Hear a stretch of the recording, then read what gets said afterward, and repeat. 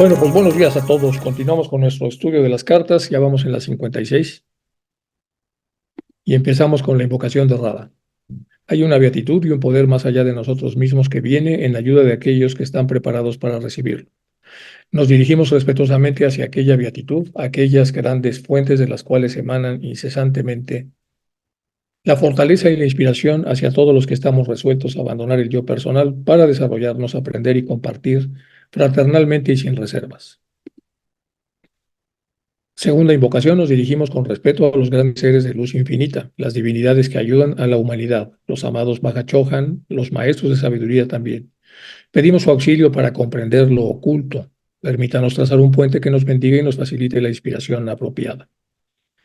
También nos dirigimos a nosotros mismos, a nuestros yoes superiores. Seamos como los estudiantes fieles que nunca ponen en duda a sus maestros, que siempre los aman con devocional afecto, que siempre los admiran y respetan porque saben que son el divino camino que a todos nos aguarda. Bueno, esta es la frase que había comentado el otro día, Magali, que está en la Doctrina Secreta, tomo 1, página 62, que es bellísima, es de Montaigne, que dice eso respecto a los compiladores, los que nos hacen el favor de juntar a varios autores famosos para ponerlos en una sola obra y de esa manera nos beneficiamos todos, porque en vez de leer varios libros, leemos uno que tiene una compilación. Bueno, entonces hizo esta frase y la comenta Blavatsky. Aquí traigo un ramo de flores escogidas, nada hay en él mío salvo el cordón que las ata. Es bellísima la frase, es la que había comentado Magali y empezamos. Vamos con la carta entonces, recibida en enero del 83 en Alabad. Dice el maestro, ahora me toca a mí, amable amigo, interceder para que se trate con indulgencia, especialmente con una indulgencia muy prudente al señor Hume. Acuérdense que en las cartas anteriores se ha estado hablando muy fuerte de Hume, de la cantidad de problemas que Hume estaba provocando a la propia sociedad naciente. Entonces dice el maestro, ahora me toca a mí interceder para que se trate con cierta indulgencia, una indulgencia muy prudente al señor Hume. Y le pido a usted que me preste atención, dice el maestro. No debe usted descuidar a un elemento que tiene mucho que ver con la bajeza moral de Hume, uno que ciertamente no excusa su culpa, aunque la mitiga un poco. Vamos a analizar esta primera parte. Entonces, el maestro ha estado tratando de capotear un poco el temporal que ha provocado Hume con las críticas, con las contradicciones, con las acusaciones. Bueno, y en las cartas anteriores ha estado comentando la enorme dificultad y ha estado tratando de revirar un poco las críticas de Hume, pero ahora lo que dice es que va a hablar un poco en favor de él, aunque con cierta cautela. No debe descuidar un elemento que tiene mucho que ver con esa bajeza moral, uno que ciertamente no lo excusa, pero sí mitiga un poco la maldad que él está generando. Él se siente impulsado y medio enloquecido, dice, por poderes malignos que ha atraído hacia él y ha quedado preso en los mismos debido a la confusión innata de su moral. Bueno, es lo que dice el maestro, y eso es muy importante. ¿Qué quiere decir? Que Hume no era así, pero algunas características de él han generado entonces algo. Dice, él se siente impulsado y medio enloquecido por poderes malignos que él ha atraído sin darse cuenta, las ha atraído hacia él y ha quedado preso en esos poderes debido a la confusión innata de su moral. Bueno, cerca de él, y aquí viene la explicación del maestro, el maestro lo primero que dice es qué es lo que está pasando con Hume. Vamos a entender que está influido, atacado o poseído o lo que sea, pero algo así está hablando el maestro.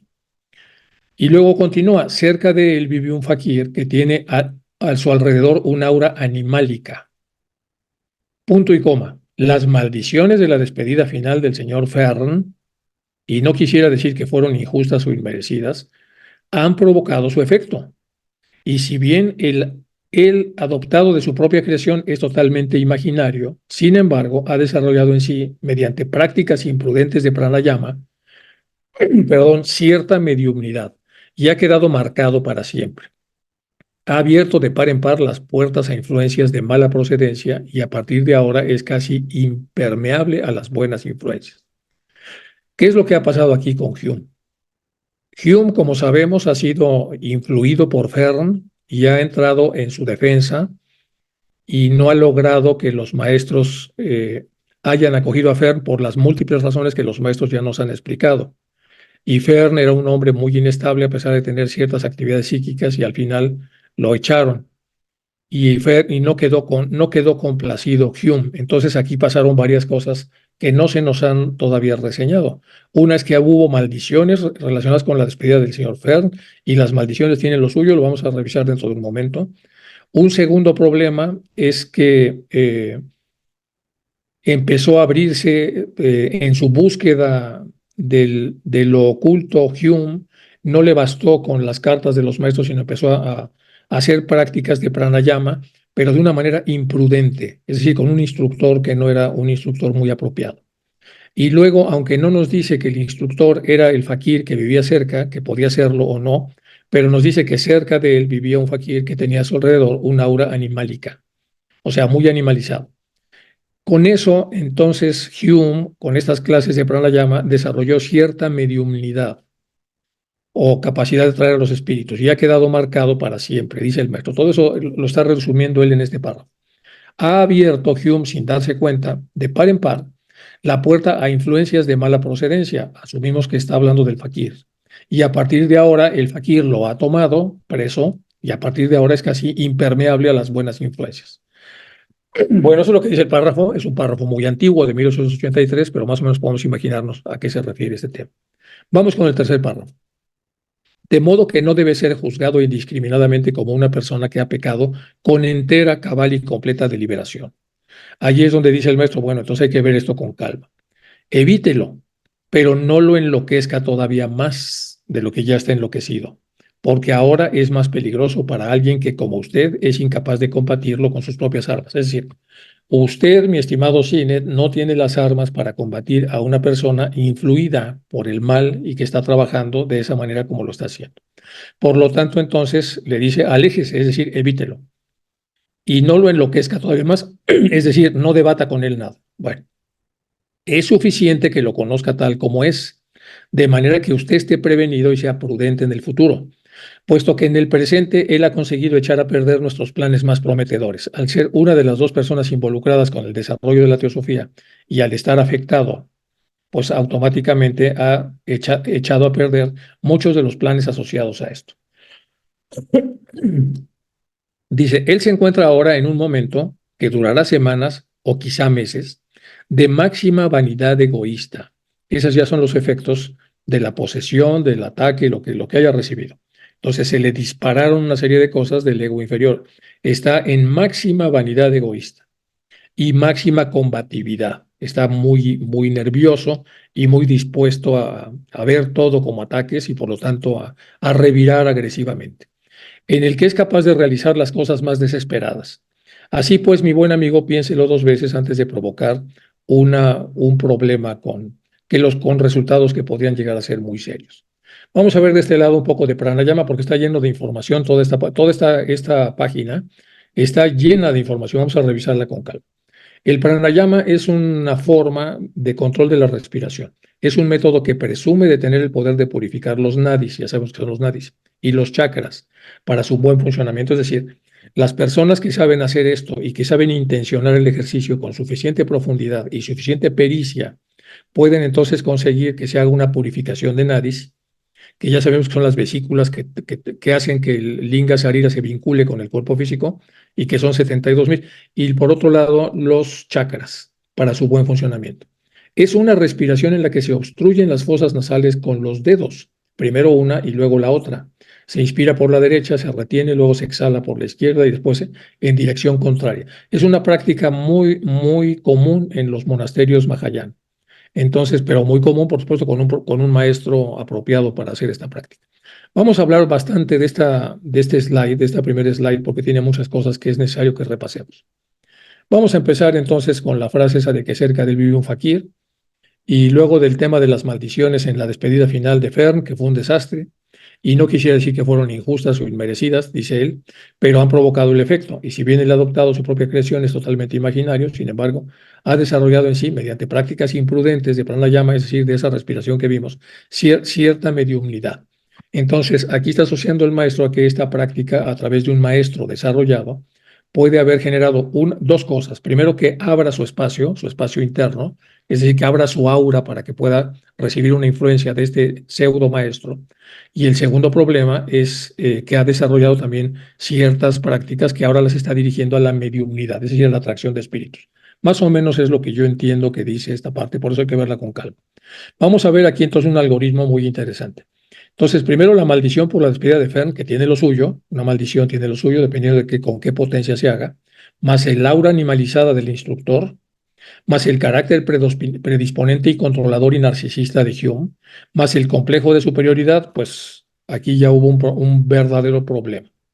Vamos a hablar un poco de lo predisponente, que tiene que ver más con lo invisible que con lo visible. Hay una predisposición que se ve en el mundo físico, en el plano físico, y que se ve en medicina, que son los factores predisponentes que llevan a la consecución de un estado patológico determinado una vez que se cumplen ciertas circunstancias a través de un sistema perfectamente definido. Pero aquí, hablando ocultistamente, esto es un poco más complicado. Entonces hay que interpretarlo quizá de esta manera.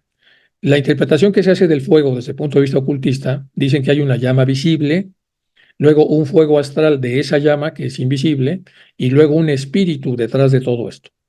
Los cuatro aspectos continúan, son primero el calor que da la flama, la luz mediante la inteligencia, la electricidad, que son los poderes químicos y moleculares y lo esencial.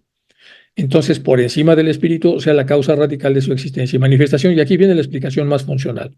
Para un filósofo profundo, hermético, Rosacruz, un teósofo, cuando una llama en el plano físico se extingue en el plano objetivo, no ha hecho más que pasar del mundo visible al invisible, es decir, a la parte astral, de lo cognoscible, en otras palabras, no se apagó completamente. Si nosotros vemos la predisposición de acuerdo a este modelo, y esto es totalmente una interpretación, esto no tiene que ver con la carta, es una interpretación de la persona que está tratando de entender esto y explicarlo.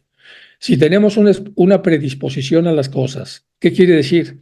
Que cuando una persona juega, como dice Harold Kushner, con malas hierbas en su jardín y las deja físicamente un tiempo, aunque las corte, metafísicamente siguen ahí. Y metafísicamente pueden hacer y pueden generar problemas. Se necesita un tiempo para lo que sería una limpieza en los planos en los que en el primer lugar se ha extinguido. Lo podemos ver con los síndromes del miembro fantasma y hay un montón de cosas con las que se puede explicar esto. Bueno, entonces el tema de los problemas de personalidad de Hume no bastaban con que él pudiera recular y resolverlo, sino que además había ya una predisposición inactiva. Vamos a ver más ahora el tema del pranayama. ¿Qué exploró Hume? Los efectos del pranayama que dijo el maestro que eran imprudentes. ¿Qué es lo que se vende que hace el pranayama? Bueno, pues cuando se hace bien a través de un instructor, calma la mente y mejora el estado mental de la persona que lo practica.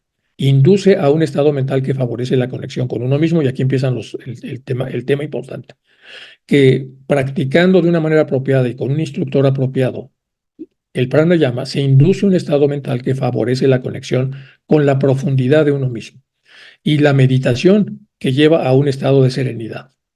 Aquí viene el tema de abrir la puerta. Se aumenta el rendimiento intelectual, equilibra el sistema nervioso, reduce el estrés y la ansiedad, mejora la capacidad pulmonar, aquí vienen algunos aspectos físicos, incrementa la capacidad respiratoria, incrementa la oxigenación de la sangre y la expulsión del dióxido de carbono, purifica la sangre, mejora la digestión, revitaliza el cuerpo y reactiva la energía de la persona, equilibra la actividad de ida, pingala, los nadis o canales de energía, aquí viene el otro tema importante, y favorece un buen descanso al dormir.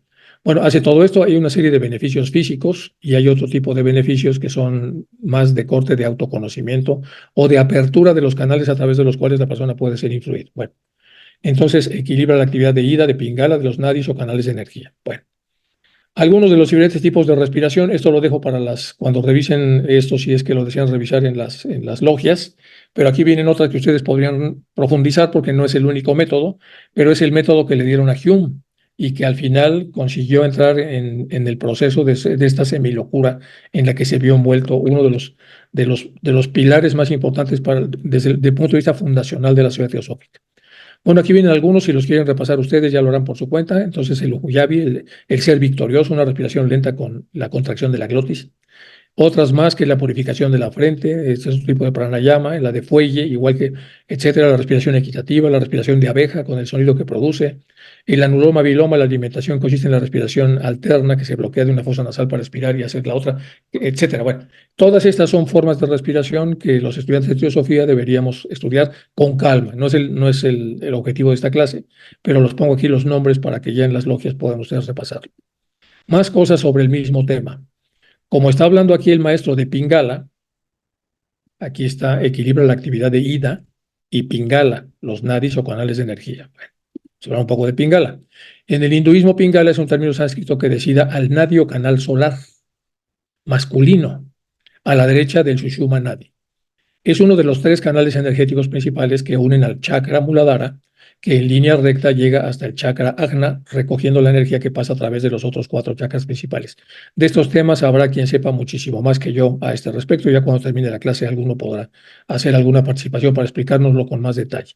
Los 3 nadis de Ida, Pingala y Sushumna, se juntan en el punto llamado Mukti Triveni, que corresponde a la ubicación del chakra Ajna. Y aquí viene un poco la explicación gráfica para poder ver este tema. Explicación, según los yogis, los nadis son los tubos astrales. Esta es la que más me gustó de todas las que busqué. La explicación, entonces, según los yogis, que es una, ya sabe que es una variedad de personas con una enorme profundidad interna, dice, los yogis, según ellos, los nadis son tubos astrales hechos de materia astral que llevan corrientes psíquicas. Es a través de estos nadis que la fuerza vital o corriente pránica se mueve o fluye. Son tubos invisibles para nosotros, pero son tubos astrales, son muchos y tienen la función de llevar corrientes psíquicas, es decir, energía psíquica. Es a través de estos nadis que la fuerza vital, o sea, el prana, la que tomamos como energía para movernos, corriente pránica se mueve o fluye. Esta me encantó. Bueno, el Pingala Nadi, que es el que estamos usando como más importante, se asocia con la fosa nasal derecha. En su recorrido circula energía solar y por lo tanto se llama Surya Nadi, canal solar. Su función es quemar, de acuerdo a algunos estudiosos, corresponde al sistema nervioso simpático que libera adrenalina para estimular los músculos superficiales. Por lo exterior se dice que el canal energiza, caliente y extrovierte, por eso dice que su función es quemar, arder, transmutar, o sea, sería la parte que utiliza algo similar al fuego.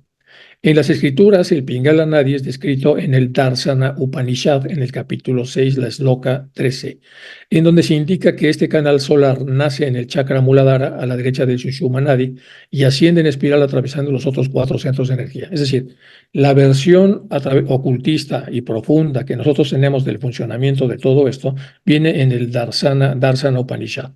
En el capítulo 6, otra vez en las logias pueden ustedes revisar esto con cuidado, para poder entonces ubicarnos en lo que el maestro estaba enseñando.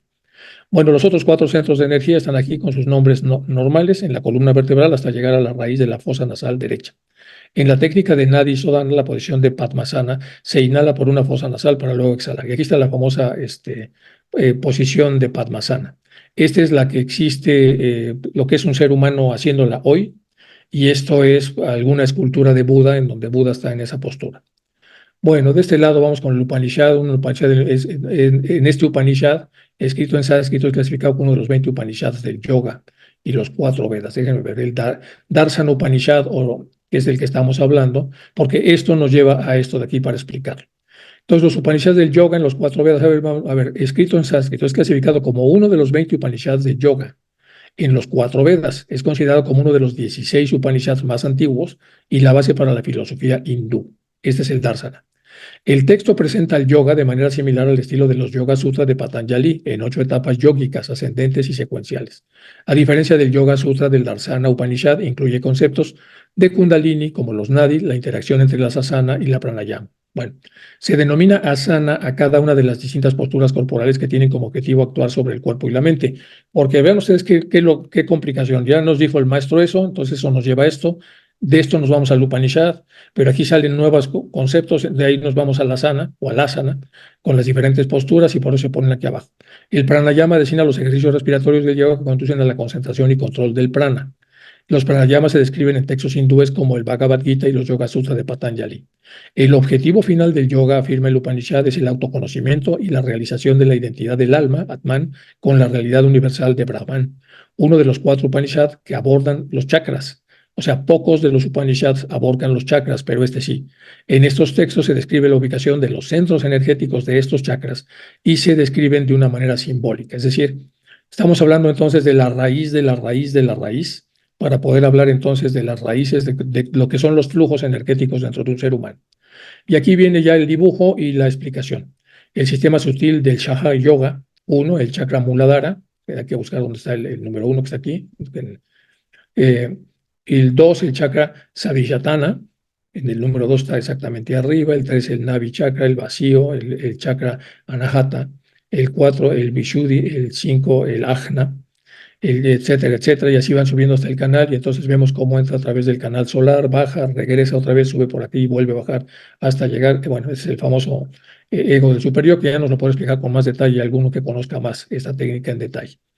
Todo esto entonces nos llevó hasta la cocina para poder explicar lo que el maestro está aquí hablando con mucho detalle de lo que le está pasando a Hume.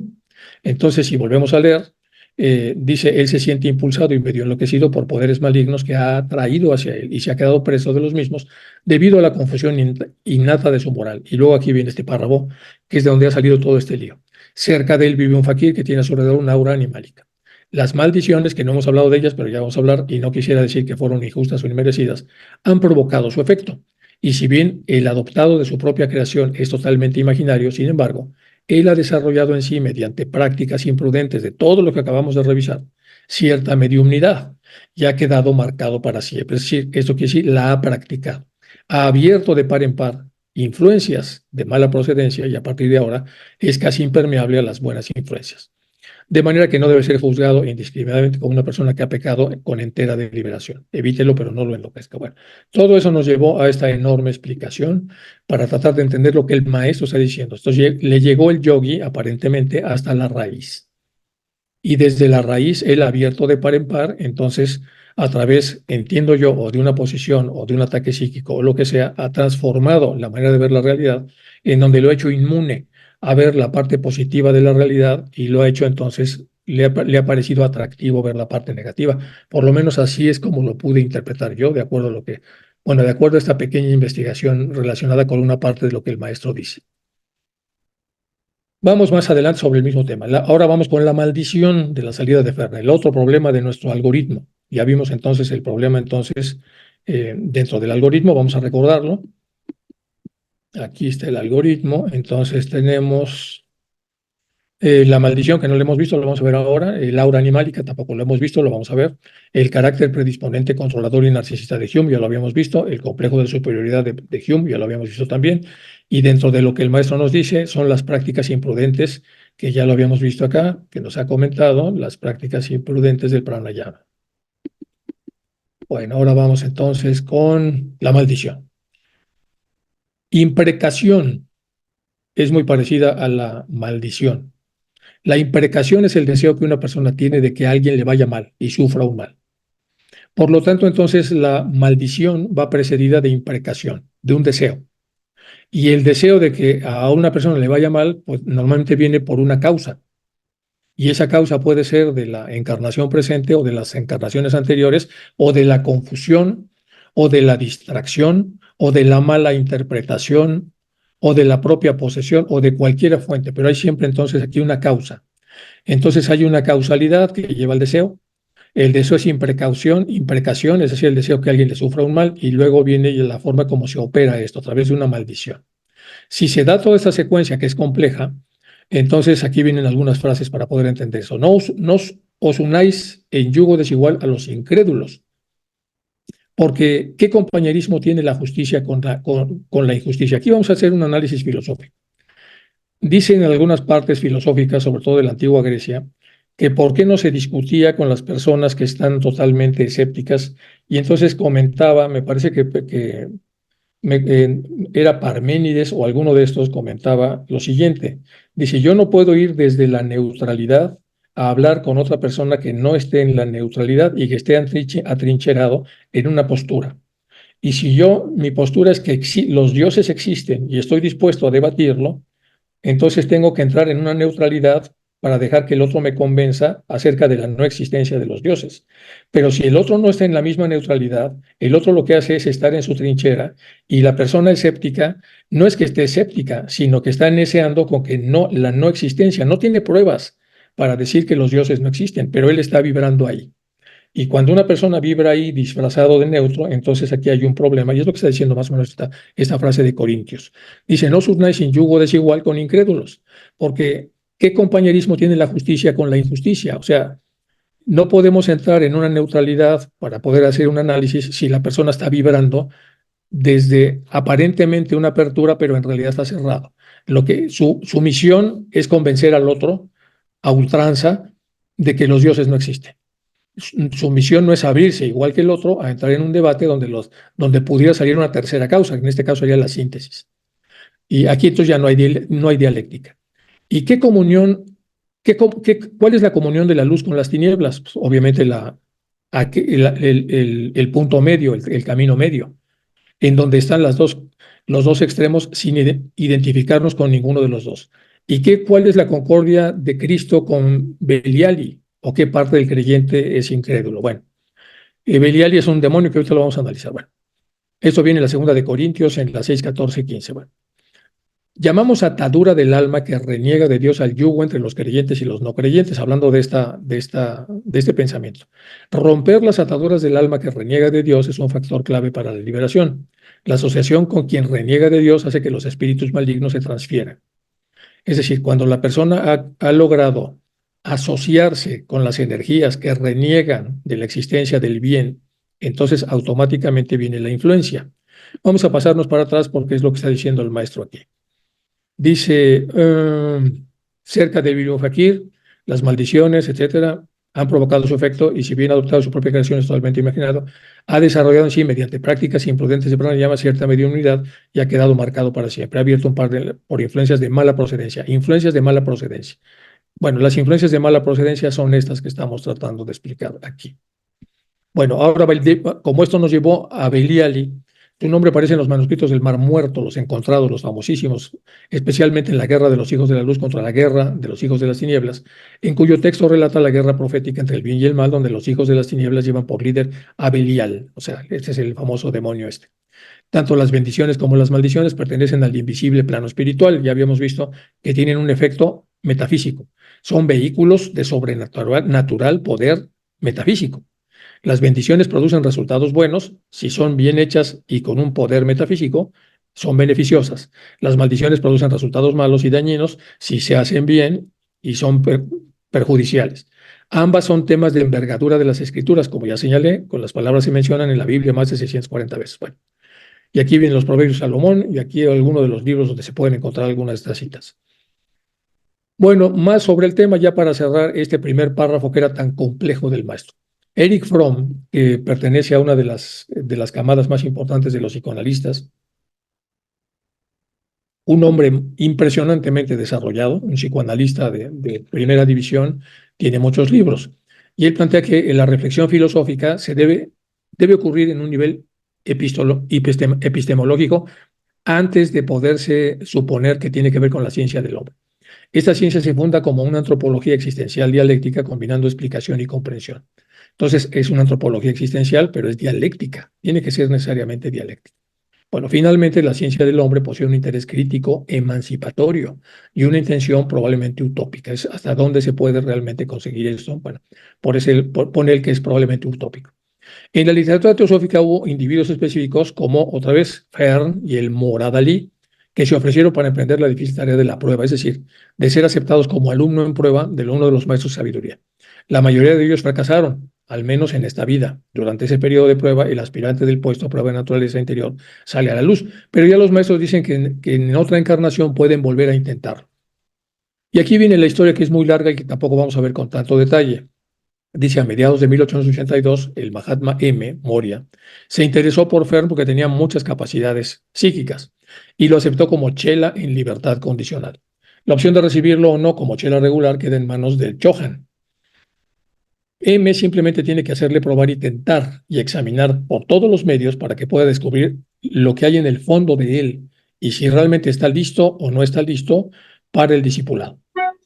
Bueno, cuando tomamos candidatos para chelas, dice el maestro, ellos hacen el voto secreto y silencio, respetando cada orden que puedan recibir. Y entonces, por eso están a prueba. A ver si realmente pueden respetar el voto de silencio y el voto de secreto respecto a cada orden que reciban.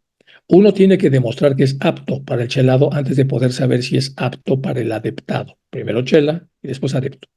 Fern está bajo ese tipo de libertad condicionada, está a prueba. Tiene grandes habilidades psíquicas, pero está a prueba en el desarrollo interior. Fern está en manos de dos inteligentes habitantes del umbral, como le llamaría Buller, dos personajes de la mano izquierda, para no pronunciarlo y no atraer el nombre de estos magos, que mantenemos para hacer el trabajo de nuestros carroñeros, extraer los vicios latentes, si los hay, de los candidatos. Y Fern se ha mostrado en general mucho mejor y más moral de lo que se suponía que era. Parece que Fern había escrito sobre alguna visión que había tenido en algún tiempo antes. Según Hume, Fern quería saber si Moria deseaba que el famoso artículo fuera publicado y que en realidad era una trampa ideada para ponerle a prueba. Moria, es decir, iba a poner Fern a prueba a Moria, los poderes del maestro M. Iba a ver si es cierto que tenía los poderes el maestro M, dudando de ellos. El maestro accedió a publicar el artículo y Hume pensó que había caído en la trampa de Fern. El maestro, sin embargo, argumentó que era Fern quien estaba siendo probado por el maestro y no el maestro por Fern. Es decir, el maestro aceptó entrar en la prueba, pero sabiendo que estaba en una prueba porque en realidad él estaba poniendo la prueba a Fern. Es lo que está diciendo aquí entonces la literatura teosófica. El 18 de agosto del 82, el coronel Olcott estaba en Ceilán, mientras Blavatsky estaba en Bombay, y escribió en su diario Visita nocturna del maestro M, quien ordenó que se enviara un telegrama sobre las visiones de Fern. Dice, no puedo entenderlo. Bueno, en septiembre del 82 se descubrió que Ferd carecía de fuerza moral. Tenía muchas capacidades psíquicas, pero no tenía fuerza moral. El Mahatma M escribió, Ferd fugó de tu prueba y se encontró a un emisario de la mano izquierda completo en su naturaleza moral. Estaba completamente metido en él. Veremos, pero quedaban muy pocas esperanzas a pesar de sus espléndidas capacidades que nadie dudaba.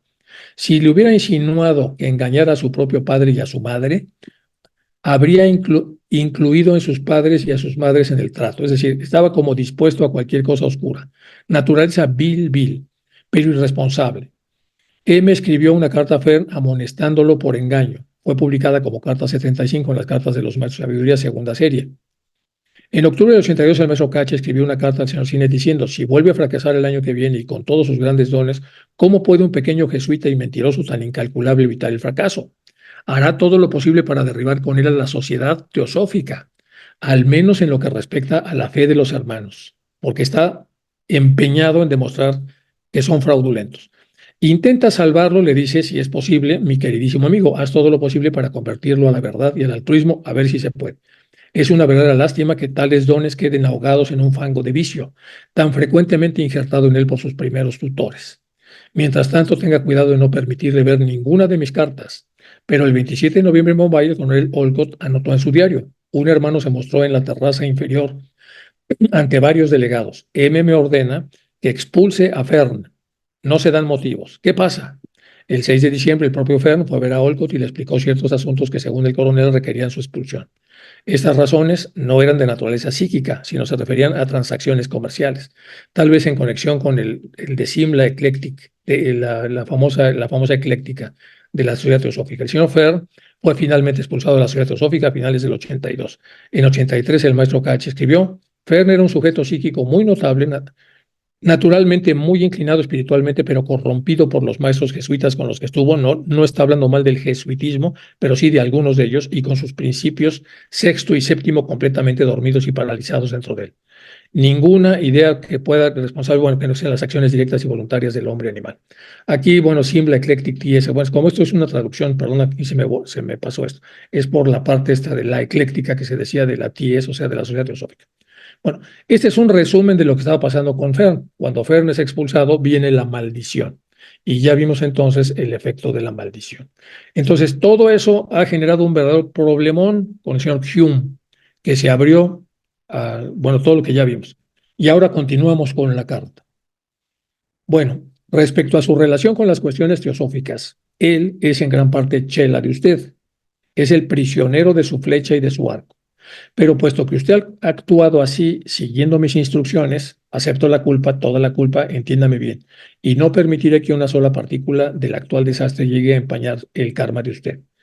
Aquí el maestro nos está dando otras claves muy interesantes en el sentido de que cuando uno da una instrucción o una indicación a un tercero, el karma más importante es para el que dio la instrucción y no tanto para el tercero, que también la tiene. Por eso el maestro dice sí. Respecto a su relación con las cuestiones teosóficas, él es en gran parte chela de usted. Él está hablando de Hume. Es el prisionero de su flecha y de su arco. Pero puesto que usted ha actuado así, siguiendo mis instrucciones, acepto la culpa, toda la culpa, entiéndame bien. Yo no permitiré que una sola partícula del actual desastre llegue a empañar el karma de usted, porque usted estaba siguiendo órdenes mías. Bueno, pero esto último es una cosa del futuro, y mientras tanto, él puede jugar sucio con usted y con la sociedad. A usted le costó no pocos esfuerzos atraerlo, y ahora debe procurar estar en guardia para no expulsarlo prematuramente porque usted ya ha visto por la correspondencia de él de cuánta malicia es capaz y con qué laboriosidad puede actuar para alimentar la sospecha y el descontento de manera que se centralice en el interés y la lealtad. Es decir, Hume, una vez poseído por estas fuerzas y con el enorme desarrollo intelectual que tenía, podía sembrar una serie de dudas, es decir, usar argumentos que están ligeramente falseados y que producen en la colectividad un resquemor y unas dudas muy complejas. Bueno, precisamente la sociedad teosófica ha capeado sin novedad un temporal provocado por otro engreído perturbador, Dayanand S. Y si el resultado ha sido favorable, se debe que Dayanand S. tiene poca memoria y se le hizo que olvidara todo lo relacionado con los documentos que había publicado. Por lo tanto, es prudente esperar y estar atentos y guardar las pruebas para defensa para cuando llegue el momento en el que este nuevo iconoclasta arremeta contra nosotros a través de sus trincheras. Si es que lo hace, lo cual hasta el momento está por verse. Pero sería casi inevitable si de repente usted lo denunciara. Si él lo hiciera, habría que denunciarlo. Vamos a hablar entonces de este señor S.T., el señor Dayanand S.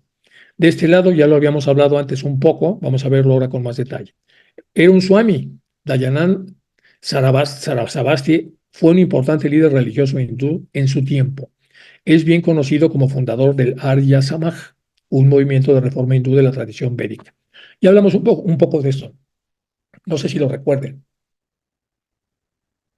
Este señor fundó una asociación para refundar la interpretación de los Vedas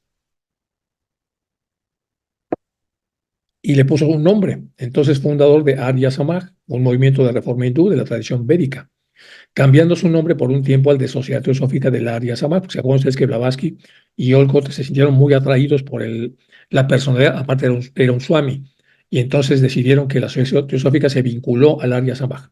A pesar de todo su trabajo para revivir la India, Dayananda era un nacionalista, disfrazado de abierto Acuérdense que el objetivo de los maestros es la humanidad. Ellos no van con nacionalismo, van con la humanidad. Es humano, forma parte del grupo.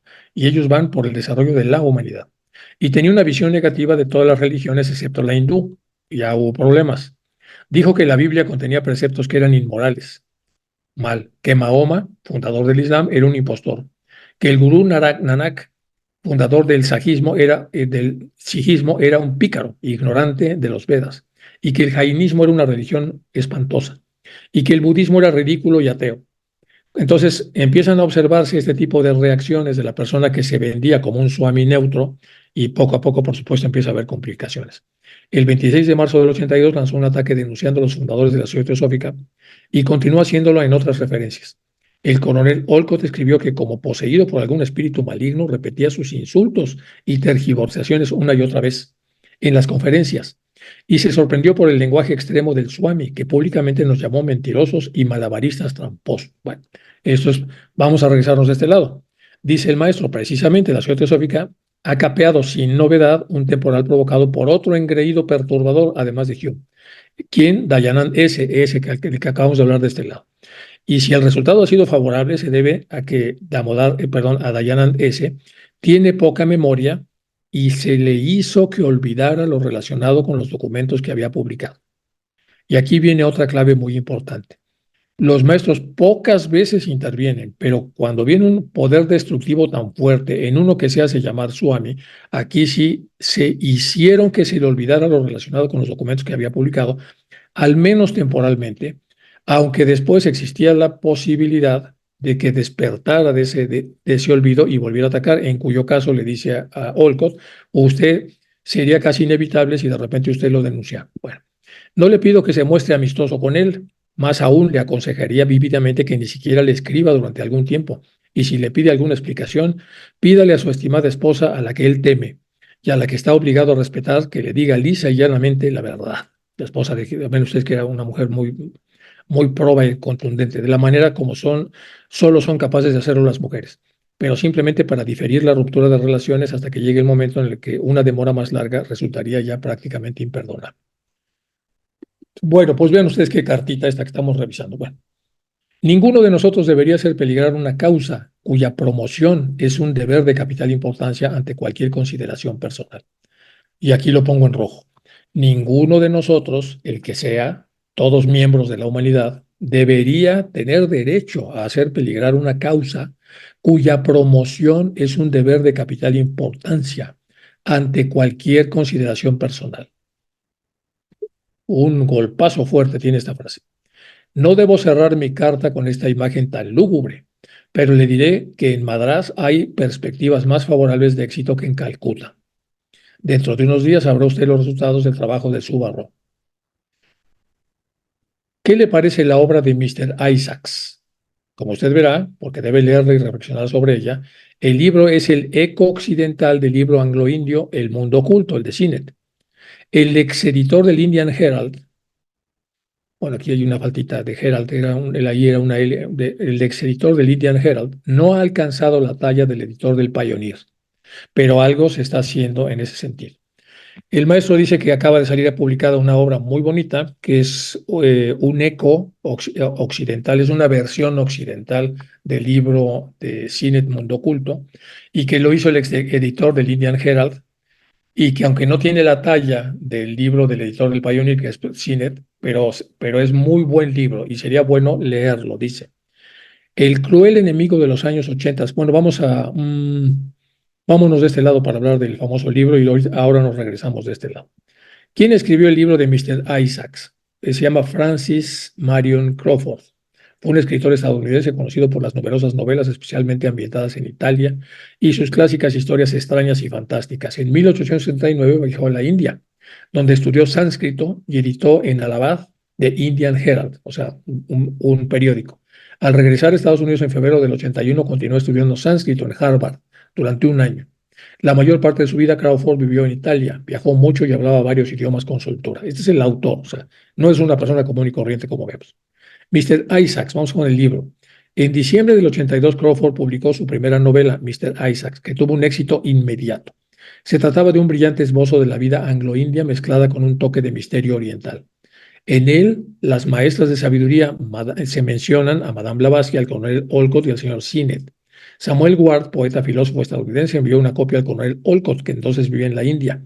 En una carta recibida por el señor Sinnett en el 83, el maestro K.H. escribió: el libro es el eco occidental del mundo oculto anglo-indio. Le pido que lo lea y que lo reseñe.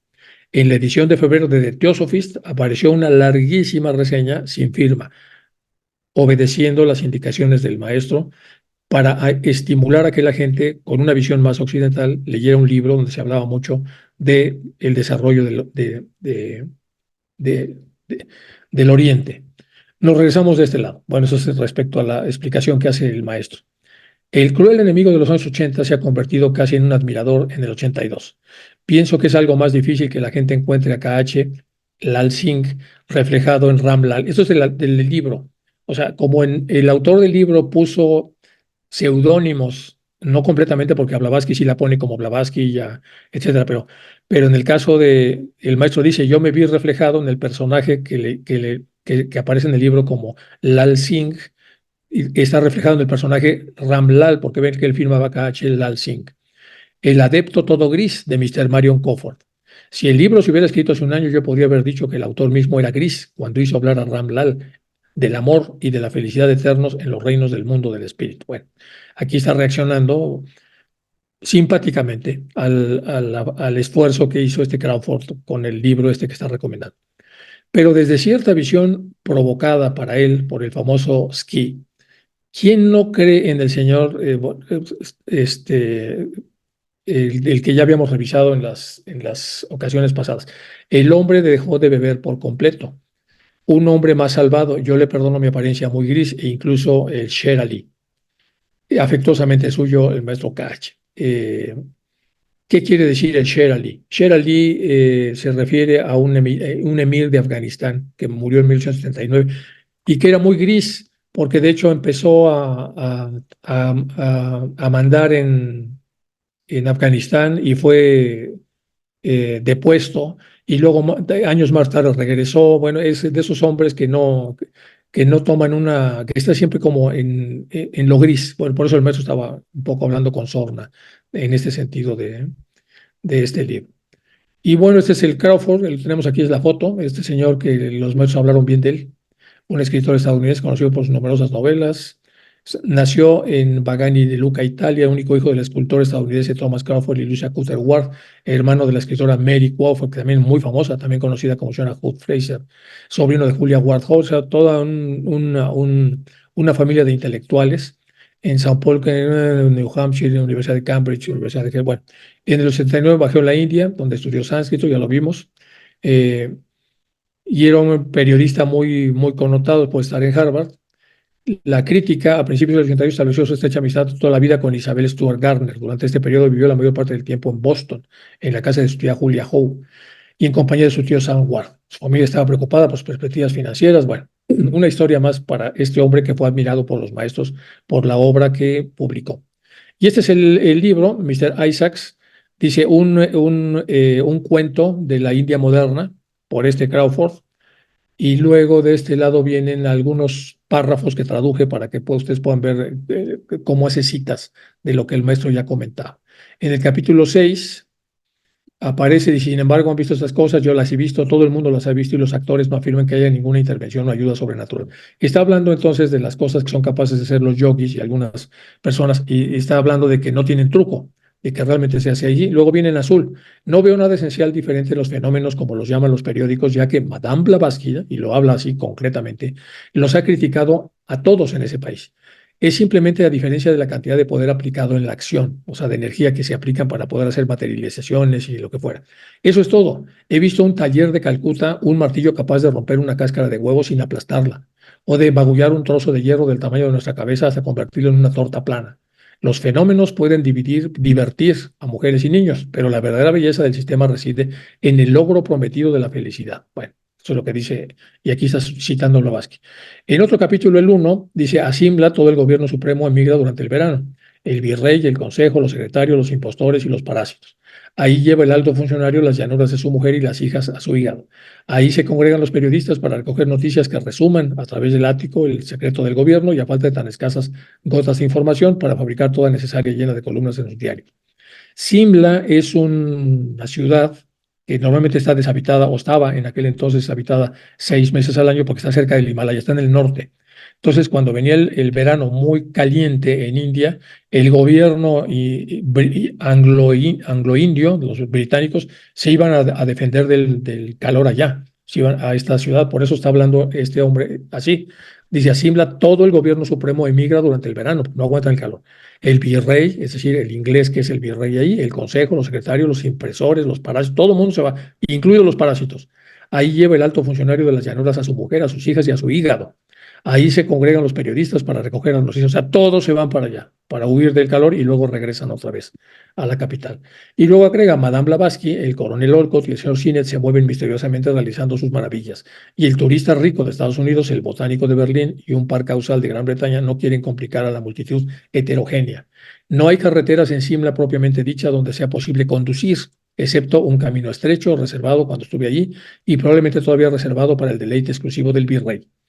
Todos cabalgan, hombres, mujeres y niños, y se puede ver abundante toda variedad de carne de caballo, desde los de pura sangre, etcétera, etcétera. Bueno, estos son algunos estratos de la obra que el maestro recomendó que se leyera por las citas que se hace acerca de la cultura oriental, pero también por las citas que hacen acerca de los teósofos. Y ahora vamos a entrar en la carta 57, no nos va a dar tiempo más que ver la primera parte, que es esta. Esta recibí el 6 de enero del 83, pero la otra carta, aunque tenía pocas cosas, había mucho que analizar porque vienen ahí, desde mi punto de vista, muchas pequeñas frases donde se dicen cosas que no se habían dicho antes y que por lo tanto había que analizar con mucho más detalle del habitual. Bueno, vamos a empezar con la carta 57, o probablemente la deje yo para arrancarla. Es una carta mucho más larga, entonces la voy a dejar para arrancarla la próxima porque tiene mucha información esta carta. Quedamos en la 47, voy a dejar de compartir para que si tienen alguna cosa que agregar a la carta o algún comentario que hacer, bienvenido para que entre todos podamos comprender a profundidad mejor lo que aquí se ha dicho.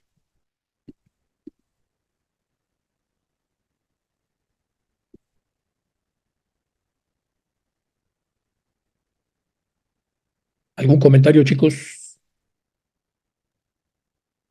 Yo. Patricia Chávez. Hola Enrique, muy buenas tardes a todos. Hola. Tengo una pregunta referente a lo que sería los chakras. En el libro de Les Vickers menciona que estos chakras, cuando no están bien canalizados o que la energía se atora en alguno de estos puntos, puede girar hacia la derecha cuando es energía buena o puede girar hacia la izquierda cuando es energía mala. El otro día vi un artículo médico en donde decía que la parte de la salud que estamos enfermando los seres humanos es por falta de respiración. Y era mi pregunta, ¿esta falta de respiración correcta puede en estos chakras poder bloquearlo? Gracias. Uy, a ver, mira, sí, en el libro de Leadbeater, de hecho yo di una clase de eso, bueno, o sea, cuando estaba dando lo de ciencia y teosofía, y estaba yo hablando de energía y la direccionalidad energética de la mayor parte de las constelaciones y en general todo lo que dicen algunos de los físicos cuánticos, puse el esquema que él pone, donde pone a qué velocidad van y con qué grado de densidad están los chakras desde los más bajos hasta los más altos y luego se ve una velocidad ahí monumental en el tercer ojo y en el de la corona, donde ya se ve una barbaridad. Una cantidad infinita. Tardaría yo muchísimo en encontrar pero puedes leerlo porque tiene un esquema muy bonito donde explica y cada vez que el chakra es más sutil y se va liberando de densidad, pues obviamente va a una velocidad que no podemos ni imaginar. En esa velocidad que es movimiento y ritmo, está muchas de las potencialidades que cualquier ser humano puede tener si es que las utiliza de una manera apropiada. Ahora, respecto a la ruta también en esas clases de ciencia y teosofía, hablábamos que todas las rutas en el sentido de cómo se mueve el planeta, de la salida del sol, es decir, en el sentido de las manecillas del reloj, es ascendente y todos los movimientos que se hacen al revés son descendentes. Y muchos de las personas que yo he conocido en diferentes lugares, que se dedican a intencionar productos, siempre primero los desintencionan hacia la izquierda, es decir, los limpian, les quitan el magnetismo y luego los vuelven a intencionar otra vez hacia la derecha. Entonces, sí, siempre hay es hasta donde mi seso, exprimiendo mi seso es hasta donde puedo llegar. Pero sí sé que así se hace y yo lo hago también con las cosas que utilizo de protección y todo lo hago exactamente igual. Cada vez que las limpio y las vuelvo otra vez a intencionar o a magnetizar. Eso es lo que yo te podría comentar. Ahora, que la respiración está vinculada con la salud, bueno, aquí hay muchas cosas interesantes. Hay una respiración interna del cuerpo y otra respiración pulmonar. En los pulmones, mira, la circulación del corazón es muy compleja para el ser humano, porque tenemos 4 cavidades. Entonces se llama circulación menor y circulación mayor. Sale de la aorta, sale la sangre para todo el cuerpo, y entonces en todo el cuerpo se oxigena. Si a esa respiración se refería tu artículo. Y entonces sale el oxígeno y se recibe el dióxido de carbono. El dióxido de carbono regresa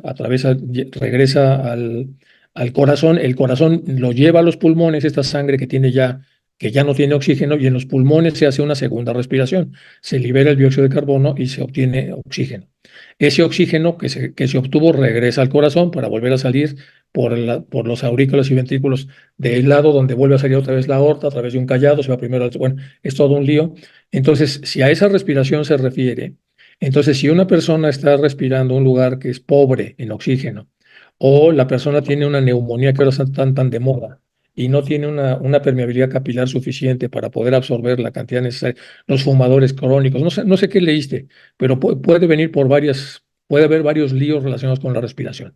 Y otros pueden ser también por una persona que tenga contraflujos y que no quiera respirar y que mande a su organismo a una permeabilidad capilar escasa, como hacen los médicos ayurvédicos que yo he conocido y que también ellos trabajan ese tema así.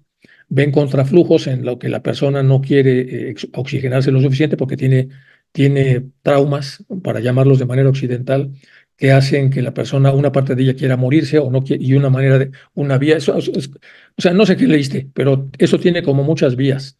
Al final no creo que sea tan fácil como respirar o no respirar, sino más bien es oxigenar o no oxigenar. Y luego hay un último punto, que es la oxigenación, la oxidación, que también se hace a través del oxígeno. Entonces el oxígeno también oxida y también oxida internamente en el cuerpo y externamente a los productos que tienen mucha actividad de agua. Entonces, no sé cómo lo hayas visto, pero aquí mezclaste a Leadbeater con lo que dice alguna revista científica que escuchaste.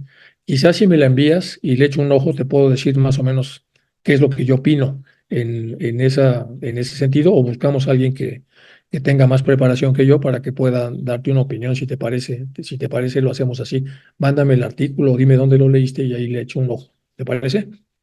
Con mucho gusto. De hecho, me puse a leer muchísimo sobre el cáncer pulmonar y cáncer general, porque mi papi apenas acaba de fallecer en noviembre sobre este tipo de problemas. Entonces me puse a investigar y ahí decía que la parte de el problema que radicaba en la salud era que no estamos respirando correctamente. Y muchas veces en nuestros chakras, pues lo relacioné con el Viter, y efectivamente se va atorando esa energía. Gracias. No, ¿de qué? Búscalo en medicina psicosomática. Si vas a buscar cáncer, busca libros de medicina psicosomática. El mejor centro, desde mi punto de vista, está en Suiza y ahí hay dos súper especialistas, que uno de ellos ya murió, que me parece se llama Luban Plosa y Poldinger, y tú ves, trata de analizar por qué se hace como órgano blanco el pulmón. Y cuando la enfermedad psicosomática migra hacia el pulmón, sí produce problemas pulmonares, primero de inflamación, y la inflamación crónica ya te lleva a células que poco a poco pueden empezar a hacerse cancerígenas. Por eso tiene que resolverse rápido. Como lo mismo que pasa con el cáncer de cervix uterino, pasa también con las células relacionadas con la respiración. Eso puede ser en relación a la búsqueda que estabas haciendo.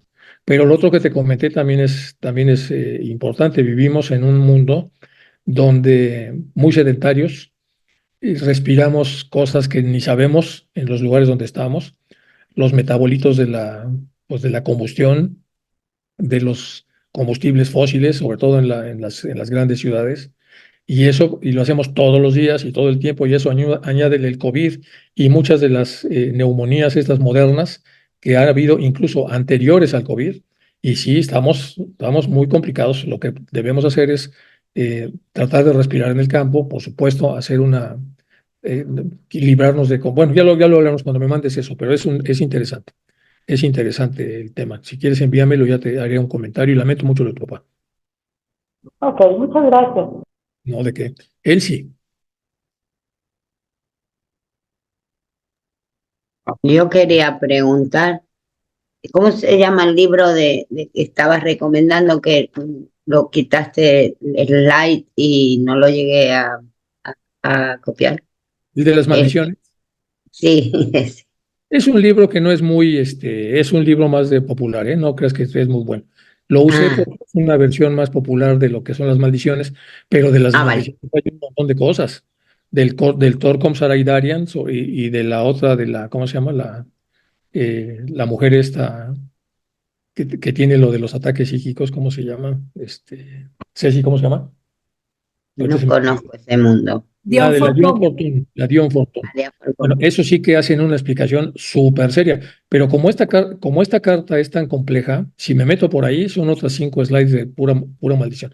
Lo más que quise transmitir es que tiene una parte metafísica y que hay Sí, que tener cuidado. Si la persona tiene una causa y luego tiene una imprecación y, y encima te maldice, cuidado, Hay que tener mucho cuidado con esa gente. Tratar de verla de lejitos y saludarla de lejitos y vincularse lo menos posible porque tienen poder de hacer mucho daño a través del poder del poder que han desarrollado a través de la concentración, etcétera. A eso se refería, pero no te lo recomiendo como para que lo compres. Vale, vale. Tiene muchas Entendí, oraciones, pero entendí. son de corte medio raro. Ya lo estuve revisando. Si quieres te lo paso aquí para que lo veas, pero no vale. No, no, no, gracias, gracias. Ya confío plenamente en la recomendación. ¿Quiere Bueno, hablar, Pera? ¿Puede ahora o después? Puedo, sí, explicar mi experiencia en cuanto a los pranayamas que se citan en los Upanishads. Los Upanishads de yoga hablan muy bien de ciertos pranayamas y también hay algunos que tienen riesgos, ¿verdad? Yo mi experiencia en los pranayamas llevo más de 40 años practicando Anuloma Viloba y Nadi Sodhana, que es la respiración alterna, alternando las dos fosas nasales y la postura de las manos así, para alternar las fosas nasales. Más de 40 años practicándolo cada día y en realidad, pues eso me ha ayudado mucho a equilibrar mis chakras. Estaba alguien preguntando también el tema de los chakras. Por medio de este pranayama, Anuloma Viloba o Nadi Sodhana, que es más intenso, se pueden equilibrar y ajustar y armonizar los chakras. limpiarlos. Pero es un trabajo, es un ejercicio lento, de mucho tiempo. Nadi Sodhana interviene una pequeña retención de aire. Anuloma Viloba es sin retención de aire, ir alternando las fosas nasales. Yo lo recomiendo, pero siempre y cuando la persona esté en una actitud positiva, con la mente en simpatía y cordial. Eh, que no haya ninguna sombra de negatividad, porque estos tipos de pranayamas pueden estimular, pues como hemos visto en lo que hemos leído, la mediumnidad, puede estimular cualquier otra cosa desagradable. Tiene que estar la mente serena, en paz y en simpatía con todos los seres. Y esto, sin duda alguna, que con los años puede corregir problemas de los chakras. Bueno, pues muchas gracias, Pere. Y gracias siempre, ya te tenemos como invitado siempre, qué bueno porque nos ayudas mucho con las explicaciones. Arturo Yepes,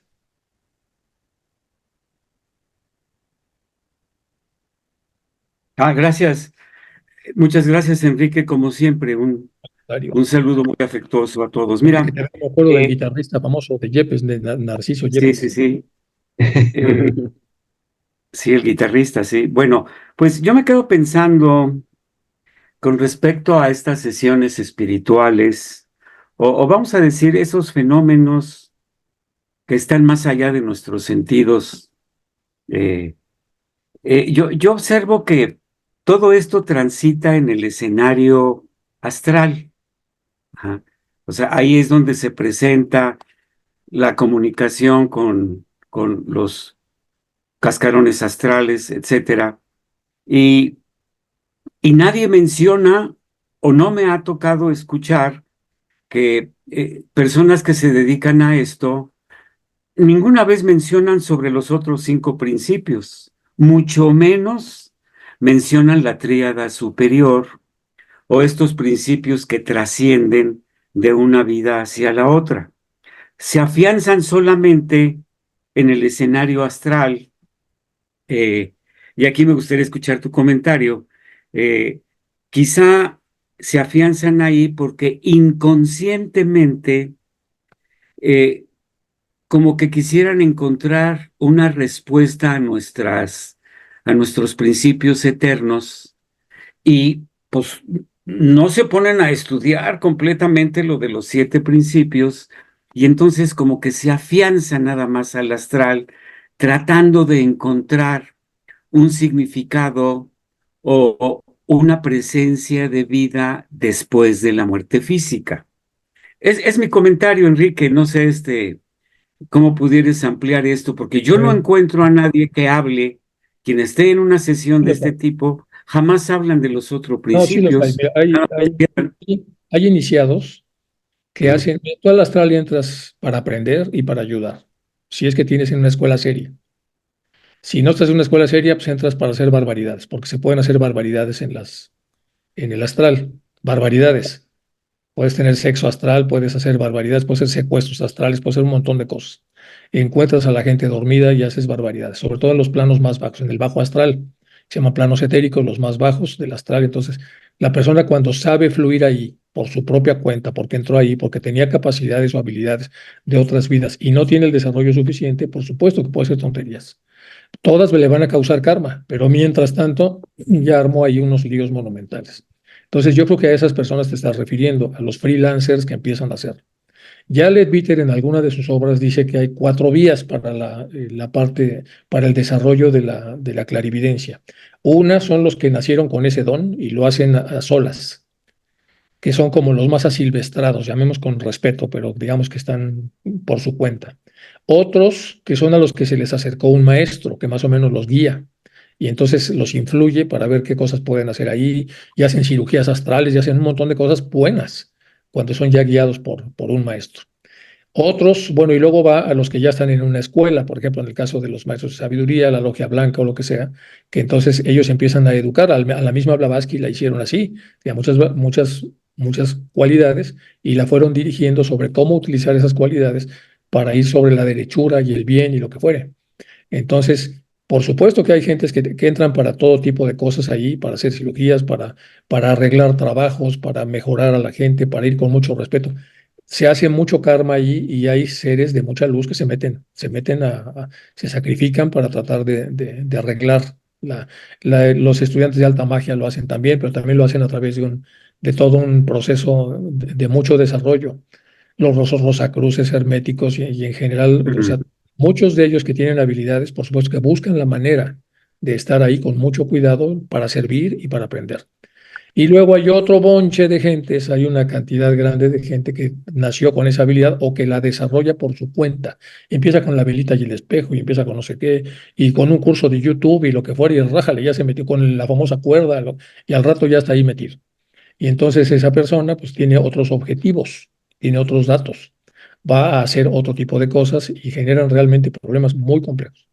¿Qué tenemos que hacer los teósofos a ese respecto? Saber protegernos de ataques astrales, y para eso estoy dando lo del tema del mal. Y entonces estamos bien protegidos, estamos bien, y bueno, porque no te hagan nada, porque por supuesto las víctimas favoritas de la oscuridad, de los de la mano izquierda, son las personas que recién despiertan a los temas de espiritualidad y que como despiertan a ellos y son buenas personas, quieren hacer el bien con estas habilidades que van desarrollando paulatinamente. Es lo que te puedo comentar. Entonces, no todo el mundo hace así, como yo no lo veo de esa manera.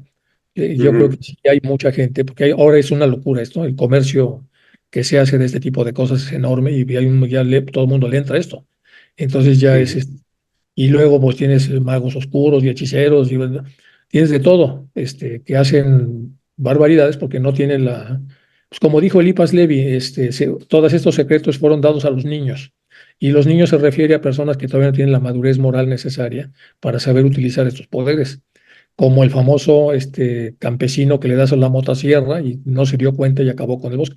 Los norteamericanos hicieron un libro muy chistoso de eso, de quién se ha llevado mi queso, del que no sabe que se va a acabar, porque no tiene todavía activada la capacidad de previsión de que no puedes acabar con todo, porque te disparas en el pie, acabas también con todo lo que está. O sea, acabas con el otro y contigo mismo. Yo te diría eso, hay que analizar un poco más porque sí, muchos de los grandes seres, incluso encarnados, muchos iniciados, claro que van al astral y arreglan cosas. Y es muy claro. útil lo que arreglan, pero muy, muy útil. Créeme que hacen un bien monumental, así como los otros también hacen un mal muy complicado. Y muchas de las grandes escuelas están infiltradas, por desgracia. Hay personas disfrazadas de buenos que no son tan buenos y bueno, es un lío monumental.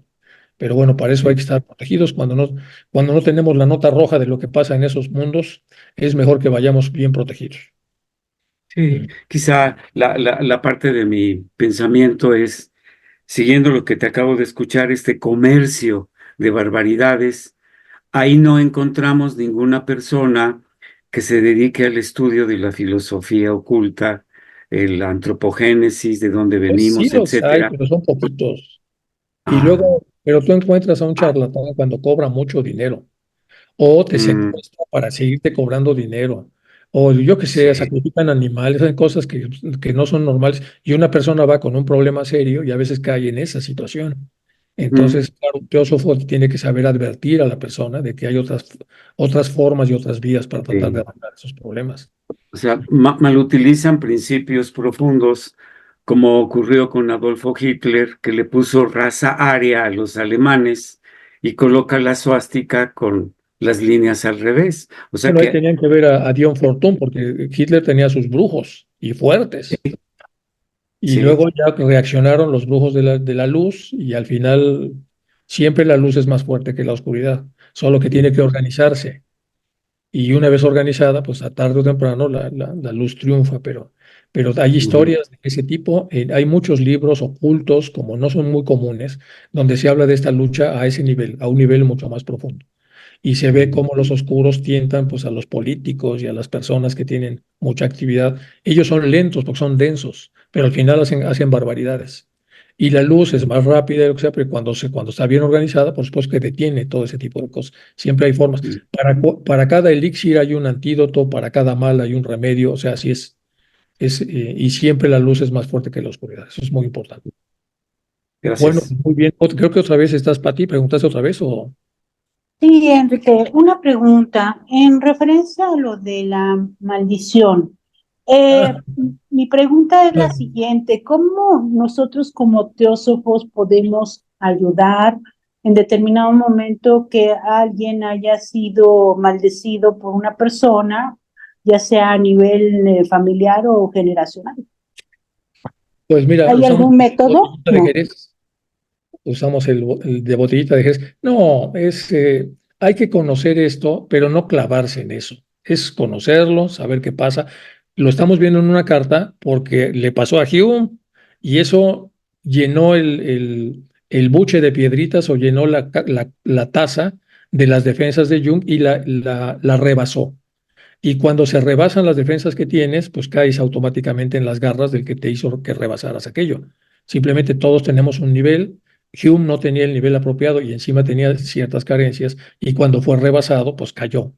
Y una vez atrapado en lo más fuerte que tiene, que es su mente, pues se perdió por lo menos un tiempo, porque más adelante todos sabemos que reaccionó y estuvo en el Congreso hindú y bueno, también hizo una serie de buenas obras, pero en este momento de estas cartas que estamos hablando, el pobre Hume le fue como en feria por sus propios defectos y por los problemas que tenemos de gestión, que a veces somos crueles, somos malos cuando hacemos gestiones de despedida, de cierre o cuando lastimamos a un ser humano y no sabemos el ser humano qué va a hacer, y ni con quién se lleva, ni cómo va a trabajar una especie o cómo va a operar una serie de venganza. Entonces, más allá que como de ver en la calidad de lo que tiene un conjuro, lo que tenemos que ver es que hay que tener cuidado.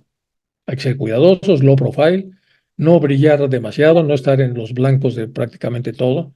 Y si tenemos que tomar una medida difícil, pues tener mucho cuidado con la gestión.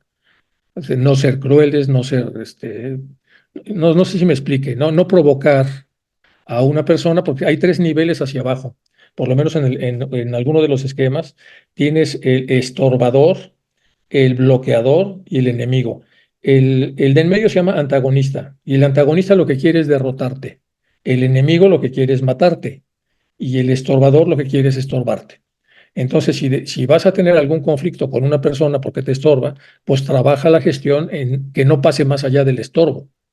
Porque si lo trabajas mal y eso pasa antagonista, ahora quiere derrotarte. Ya es una persona que va a usar energía para hacerte de alguna manera un mal.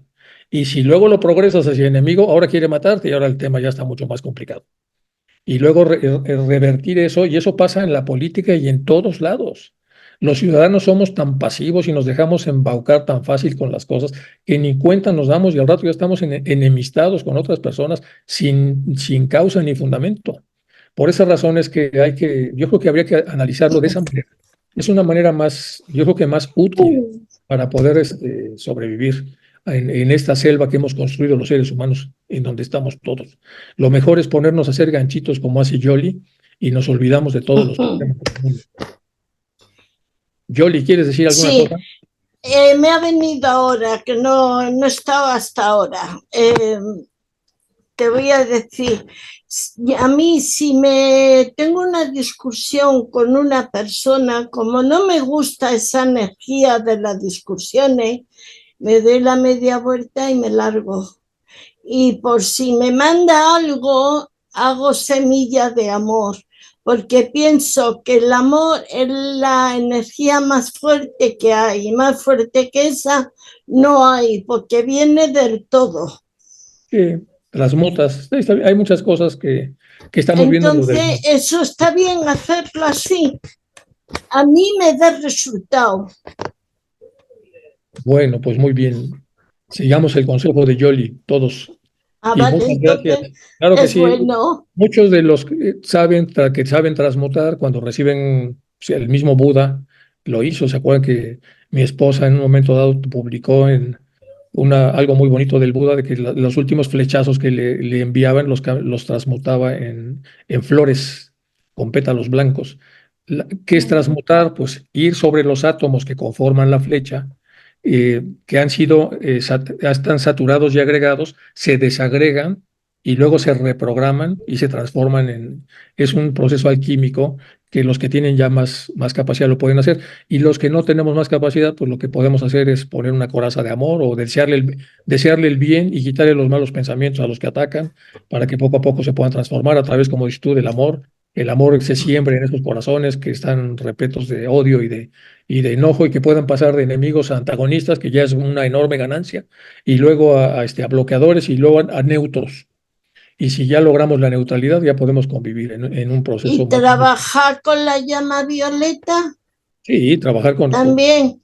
claro, por supuesto. Puedes inundar de llama violeta también. Sí, es que ya lo hago. Bueno, pues muy bien, chicos. Gracias. Vale, Gracias, Poli. gracias. Gracias a todos. Nos vemos la próxima semana. Que les vaya muy bien. Gracias a todos por su tiempo y por dejar todavía viva esta clase. Nos vemos la próxima semana, chicos. Gracias.